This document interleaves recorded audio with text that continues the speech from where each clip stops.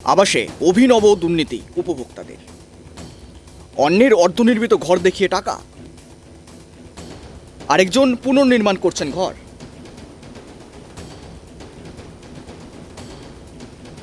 রায়গঞ্জ শহর লাগোয়া মারাইকুড়া গ্রাম পঞ্চায়েতের কাঠিয়ার গ্রামে বাংলার আবাস যোজনা ঘিরে উঠেছে দুর্নীতির অভিযোগ।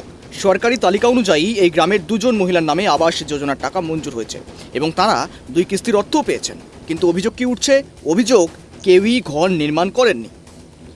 এই অভিযোগে ক্ষুব্ধ গ্রামবাসীরা প্রথমে রায়গঞ্জ বিডিও অফিসে লিখিত অভিযোগ দায়ের করেন, তবে তাতে কোনো সাড়া না পেয়ে অবশেষে তারা ট্রাইব টিভি বাংলার দ্বারস্থ হন।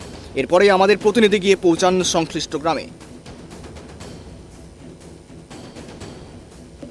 ঘটনাটা হচ্ছে এরা ঘর পেয়েছে, ঘর করেনি।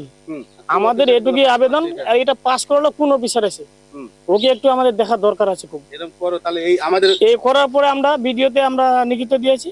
ভিডিও 2 দিন টাইম দিয়েছিল, আমরা দেখছি আসে নাই। 3 দিনের মাথায় আমরা লাস্টে মিডিয়া টাকা হলো। ভিডিওকে বলেও কোনো লাভ হচ্ছে না, কই আসে নাই তো। লিখিত কমপ্লেন করেছেন? হ্যাঁ, রিসিভ পেয়েছি আমরা। কি বলেছে ওরা? ওরা বলছিল 2 দিনের পরে যাবে ইনকোয়ারি, আমরা তদন্ত করে দেখছি। কিন্তু 2 দিন 3 দিন পার হয়ে গেল, এখনো কেউ আসেনি।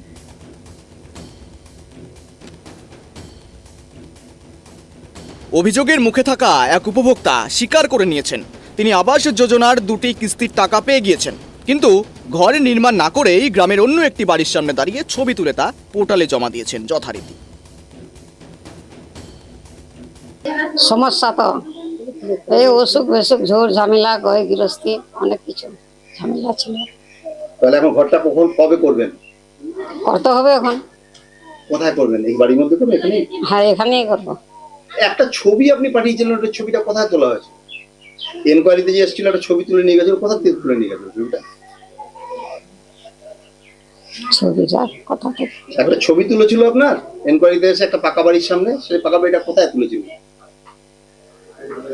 এই ওখানে তুলেছিল।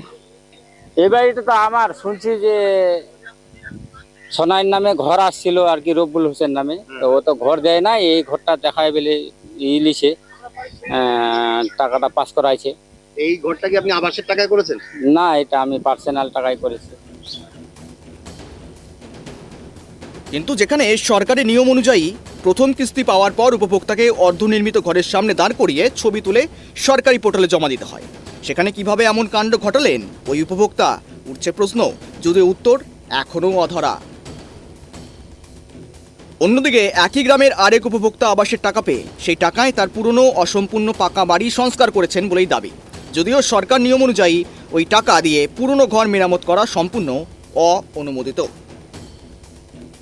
দুবার যে টাকা পেয়েছেন আপনি নাকি বাড়ি করেননি বলে অভিযোগ আসছে, কি বলবেন? আদ্রা ছিল উঠাইছি, আদ্রা ছিল এটা উঠা পারিয়ানি, ওই টাকাটা উঠালি। এটা বলবো কি ও এটা অর্ধেক করেছিলেন? হ্যাঁ হ্যাঁ সেই এই টাকাটা পে করেছেন বাকিটা? হ্যাঁ হ্যাঁ, বাকিটা করছি। স্থানীয় গ্রাম পঞ্চায়েত সদস্য এ বিষয়ে কি জানিয়েছেন শোনাবো।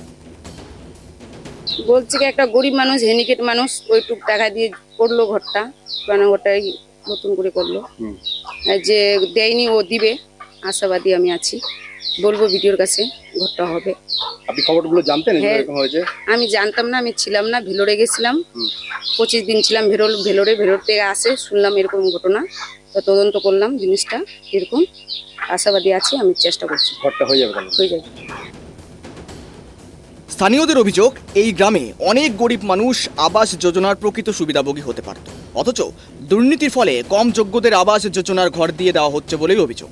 ঘটনায় দুর্নীতির তদন্ত এবং দোষীদের শাস্তির দাবি জানিয়েছেন স্থানীয় বাসিন্দারা।